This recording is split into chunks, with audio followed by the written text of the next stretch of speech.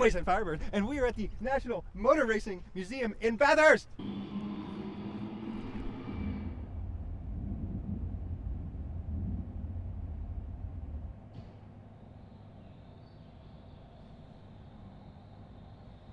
We are in Bathurst, finally. We are headed to the National Motor Racing Museum. And tomorrow there's a car show. And yeah, sometime we're gonna get out here and see the big race, but not today. Today we're checking out the museum. Maybe we'll go for a drive around the racetrack. It's a Ford Falcon Ute that competed in the Baja 1000. Wait, in Baja, California? Yeah. This is the 1960 Elfin Streamliner. We saw a mid-2000s Elfin Streamliner in Bright. Come a long way, baby. But man, look at this. This is edgy, this is raw, this is visceral. Racing back then is what we would now call go-karting. Go-karting today can be a very serious endeavor. Strap yourself into this tiny little open-wheeled thing. Hope that your wheel doesn't bump into someone else's wheel.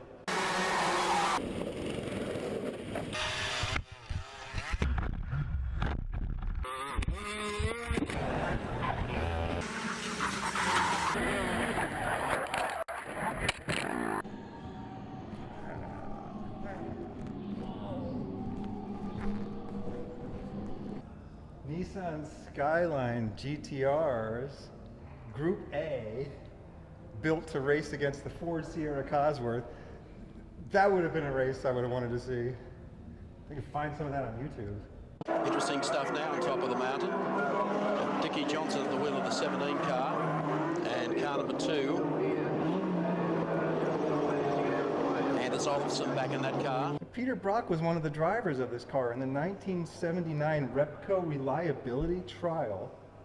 I thought he was just a touring car driver, but he's driving these off-road races in the middle of nowhere, Australia as well. 19,000 kilometers in 15 days.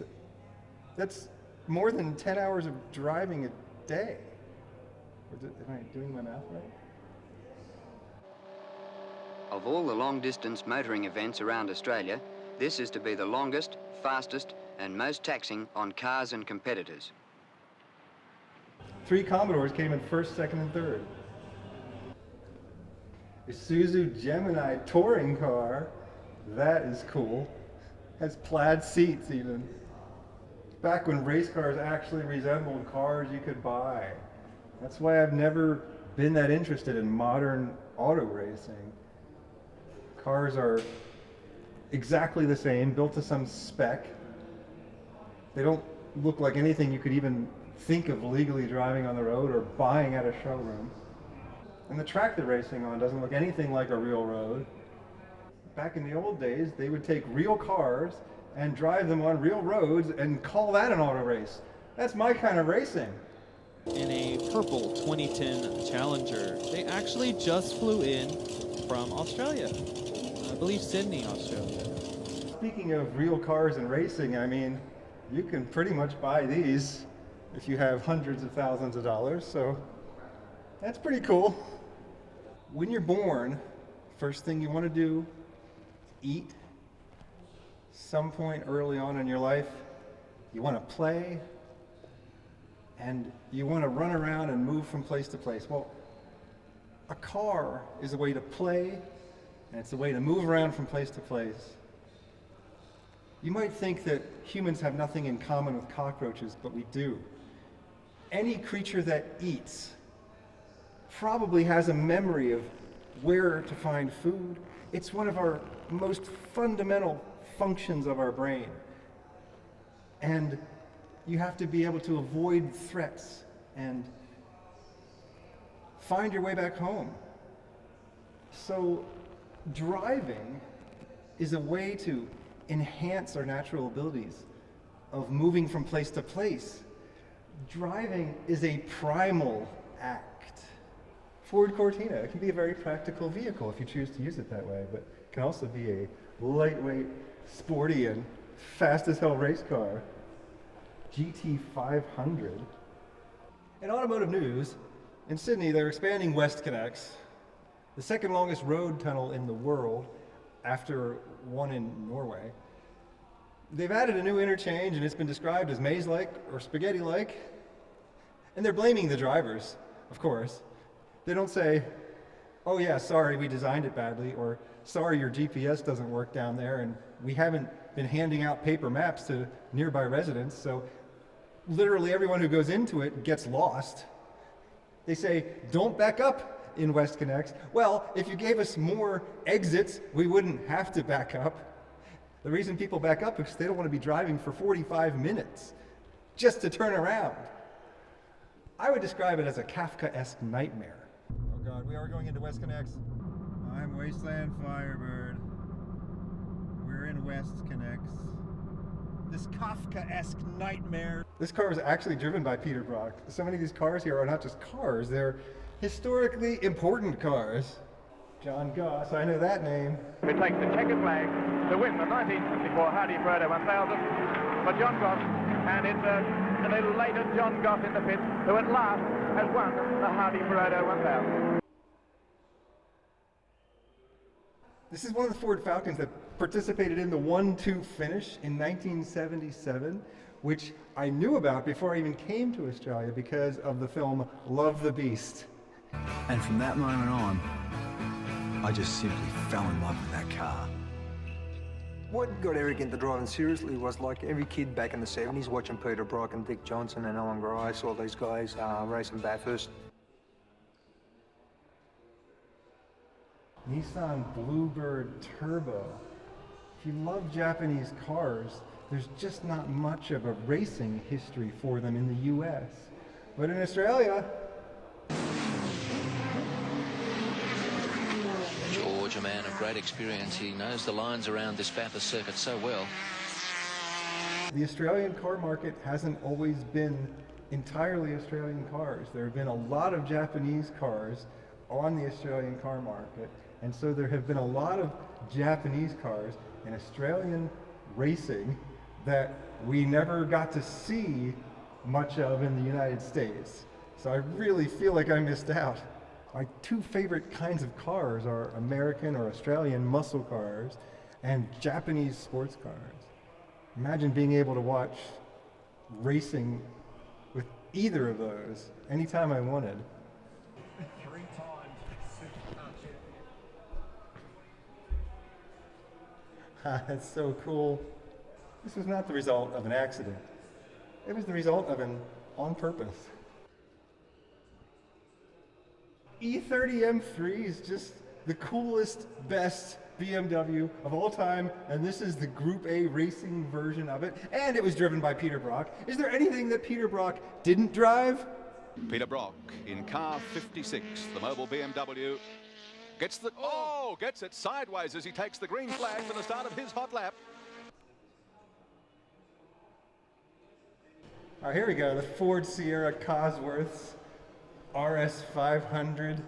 Longhurst now has made it up to 4th place, so he is really charging back through the field. Yeah, these are just not the car we're super familiar with in the US. We did get something similar. We got that Merkur thing, but these things are much more famous here. Remember when race cars were sponsored by cigarettes? We got Marlboros, we got B&H, we got Camel. We're not sponsored by Marlboro, but here's a word from someone we are sponsored by. Well, that was quick. If you want to be one of my sponsors, you can just give me $1 and I'll give you 1 second of time on my channel too. Another car that was driven by Peter Brock. And Brock has done it again. 8 wins at Mount Panorama.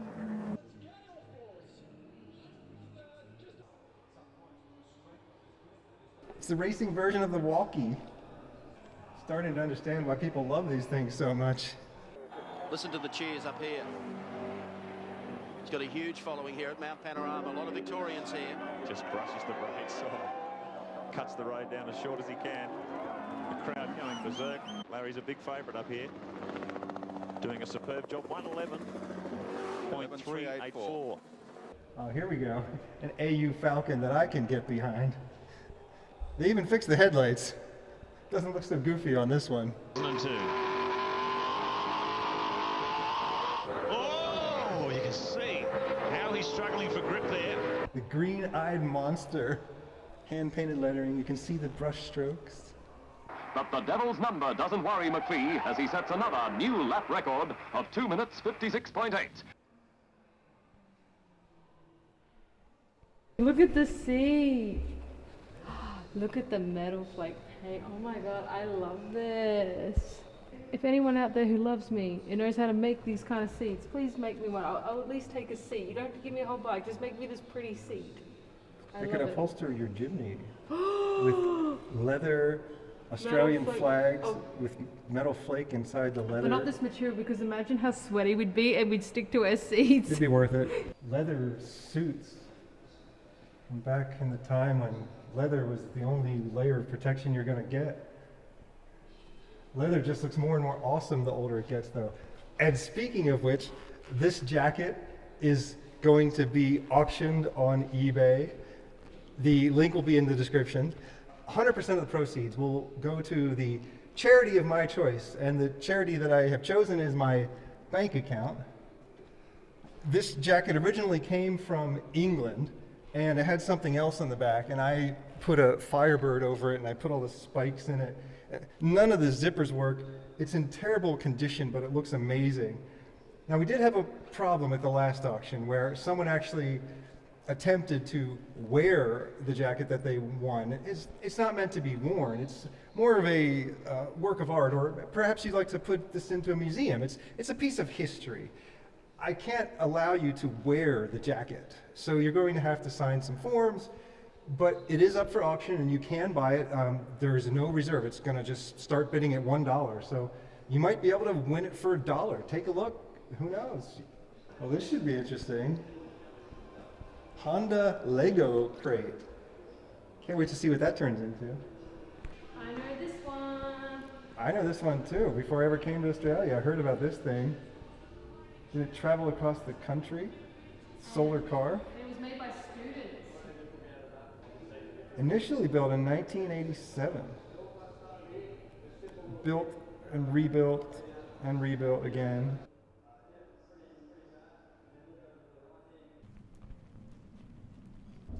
Here you can drive on the racetrack.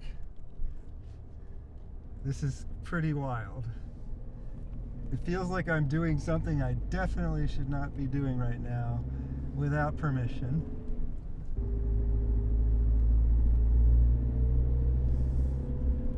I've seen some of these curves and videos of old races. This is like Australia's Nürburgring, except it has speed limits.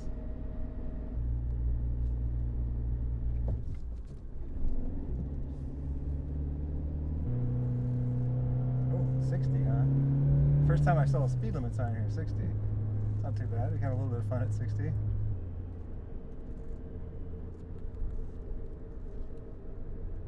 Oh man. Oh, this is like the corkscrew at Laguna Seca. This is cool. This is a great course. I really want to drive this at speed. Oh, it's like a double, it's a double corkscrew. So the speed limit is 60, but there's no lowered speed limit around the curves. So I guess you could take the curves at 60 if you want. I'd highly recommend taking an underpowered car around this course in such a way that you head up the steepest hills, because in that car you can push it to its limits. I'm WastelandFirebird, reminding you that driving is a primal act. Thank you for inviting me into your home or onto your portable device. Have a good night. Sure, that will be fun. Let's take our caravan on the race course. How about epic race? Caravan race. Oh, it's a thing. It is? They crash the caravans into each other. It's a mess.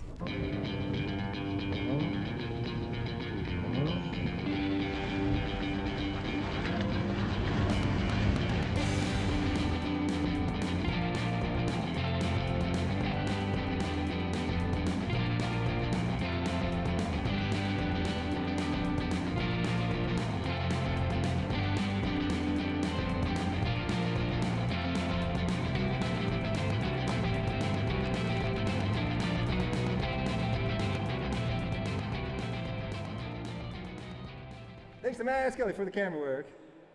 I'm supposed to say roll camera. You say. Camera speed. I didn't say roll camera. Camera speed.